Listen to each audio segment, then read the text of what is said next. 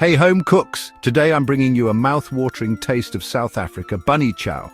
Imagine a flavorful curry served in a hollowed-out loaf of bread. Let's dive right in. First up, we'll prepare our curry. Heat 2 tablespoons of vegetable oil in a large pot over medium heat.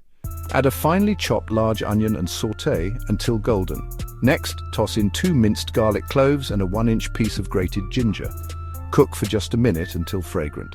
Now add 2 teaspoons of curry powder, 1 teaspoon each of ground cumin and coriander, half a teaspoon of turmeric and half a teaspoon of paprika.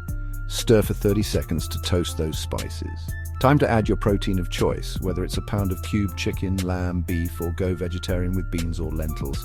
Cook until browned on all sides. Then stir in a cup of diced tomatoes and half a cup of plain yogurt or coconut milk. Add 1 cup of water or chicken broth and bring it to a simmer. Toss in a large, peeled, cubed potato. Cover and let it cook until the meat is tender and the potatoes are soft, which should take about 20-30 minutes. Season with salt and pepper to taste. While that's simmering, let's prep our bread.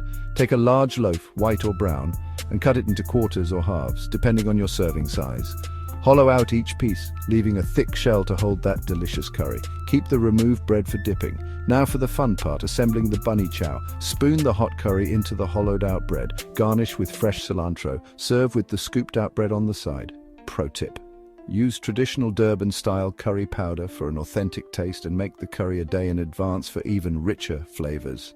And there you have it, a delicious bunny chow that's sure to impress.